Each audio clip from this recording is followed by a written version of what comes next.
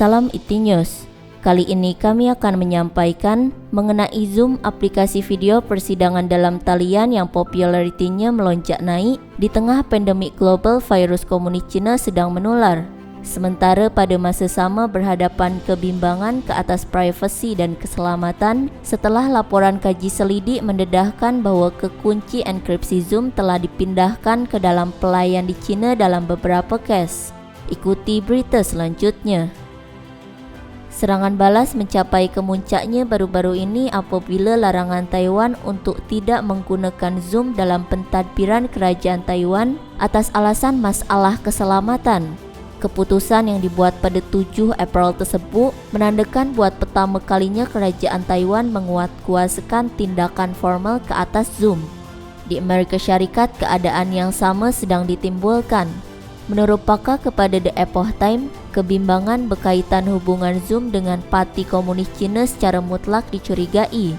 Pasukan pengawasan Citizen Lab baru-baru ini memeriksa enkripsi Zoom semasa menjalankan beberapa ujian panggilan di Amerika Utara, di mana mereka menemui kekunci untuk mengenkripsi dan mendekripsi mesyuarat yang dipindahkan kepada pelayan di Beijing. Laporan tersebut menyatakan bahawa Zoom menggunakan teknik kriptografi dengan standar bukan industri bersama kelemahan yang tidak dapat dikenal pasti. Sebuah aplikasi dengan limitasi yang mudah dikenal pasti dalam kriptografi, isu keselamatan, dan pelayan luar pesisir yang berlokasi di China ketika mengendalikan kekunci-kekunci mesyuarat, mempersembahkan sasaran yang jelas kepada penyerang dalam negara dengan sumber terdedah secara munasabah, termasuk Republik Rakyat China. Lapor para penulis pada 3 April. Zoom meraih populariti terbesar sejak beberapa minggu kebelakangan disebabkan jutaan pengguna Amerika Syarikat yang sedang dikuarantin diminta supaya bekerja dari rumah. Berpangkalan di San Jose, California, Zoom mencapai lebih 200 juta pengguna harian di seluruh dunia pada bulan Mac, peningkatan secara besar-besaran berbanding 10 juta pengguna harian pada akhir bulan Disember lalu. Zoom juga nampaknya memiliki 3 syarikat di China. Menurut laporan itu, dengan menambah berdasarkan rekod SEC baru-baru ini, Zoom melalui sekutunya di China menggaji sekurang-kurangnya 700 kaki tangan di China yang bekerja dalam bidang penyelidikan dan pembangunan. Menurut penyelidik, penyusunan ini akan membuat Zoom lebih bertindak balas terhadap tekanan yang dikenakan oleh pihak berkuasa China. Casey Fleming, pengerusi dan CEO Black Oak Partners, sebuah syarikat strategi perisikan dan keselamatan, berkata, warga Amerika Syarikat perlu amat berhati-hati akan apa sahaja perisian dan perkakasan yang dihasilkan dari China. Casey Fleming berkata kepada The Epoch Times, rejim komunis China mengawal sepenuhnya semua pengeluaran produk dan mengeksploitasi setiap peluang untuk mencuri harta intelek dan inovasi orang lain dalam apa juga cara. Casey Fleming menjelaskan bahawa perisikan ekonomi adalah sebahagian strategi besar Parti Komunis Cina dalam persaingan hybrid warfare untuk mengalahkan Amerika Syarikat, kapitalisme dan demokrasi yang pada akhirnya akan dapat mengawal dunia. Dia berkata, dunia kian menyedari betapa kejam dan jahatnya komunis Cina dengan niat sebenar mereka. Tindak tanduk dan kenyataan komunis Cina baru-baru ini mendedahkan hal itu. Parti Komunis Cina sangat serupa dengan sebuah keluarga penjenayah yang tidak berfungsi tetapi mengendalikan kepentingan negara, ujar Casey Fleming. The Epoch Times menghubungi Zoom untuk memberi komen tetapi tidak menerima jawapan. Sementara itu, Jabatan Keselamatan Dalam Negeri Amerika Syarikat berkata satu memo mengandungi ungkapan positif bahawa Zoom telah bertindak balas berkaitan kebimbangan yang dibangkitkan ke atas perisiannya menurut Reuters.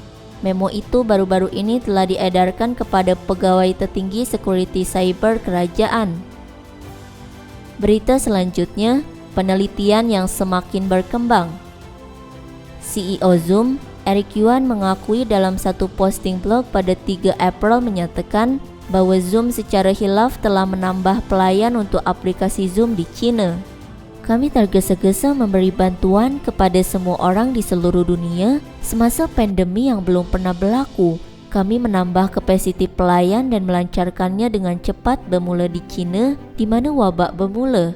Dalam proses tersebut, kami telah gagal melaksanakan sepenuhnya amalan biasa pemagaran JIO terbaik kami.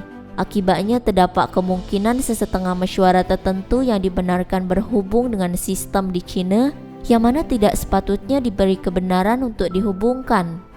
Pada bulan Februari, dalam menangani permintaan yang semakin meningkat, Eric Yuan mengumumkan Zoom menambah 2 pusat data di China kepada daftar putih yang panjang ke atas jambatan salinan yang berpotensi membenarkan pengguna bukan Cina di bawah keadaan yang sangat terbatas untuk berhubung dengan mereka, yaitu pada ketika pelayan perdana bukan dari Cina tidak bersedia. Eric Yuan menambah bahwa Zoom dengan segera mengeluarkan data pusat di China dari daftar putih jambatan salinan sekunder bagi pengguna di luar China setelah menyadari tentang kesilapan itu.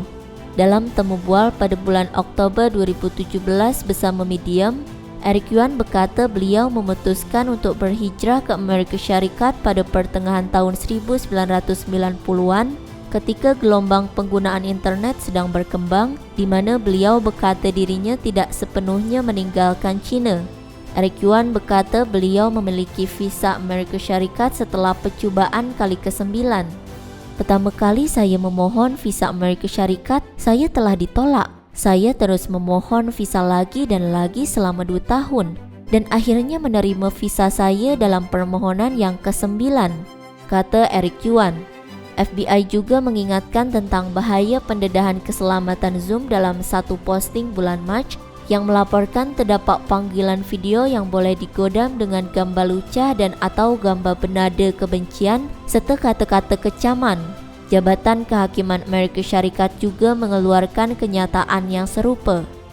Para pakar berkata kritikan yang mereka lihat terhadap Zoom adalah mirip kritikan di TikTok, aplikasi video perkongsian milik syarikat Cina yang kini sedang berhadapan semakan keselamatan negara. Pada 3 April, sekumpulan penggubal undang-undang terdiri daripada 19 anggota Dewan Amerika Syarikat telah mengirim surat kepada Eric Yuan yang memintanya untuk menjelaskan tentang praktik pengumpulan data Zoom, termasuk maklumat jejak perhatian peserta, rakaman cloud, dan transkrip persidangan secara otomatik.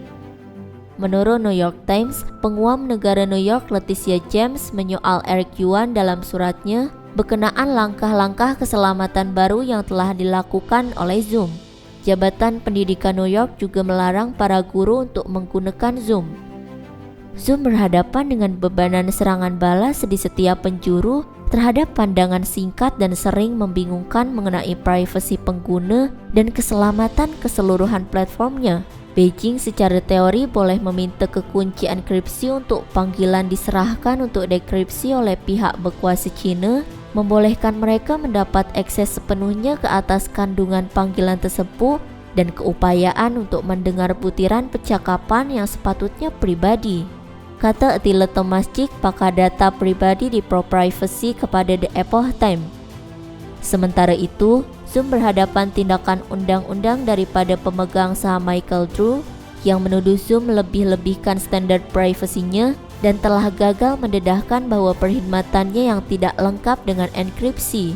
Selain Google pada 8 April telah mengharamkan penggunaan Zoom di dalam komputer para pekerjanya atas alasan kebimbangan keselamatan.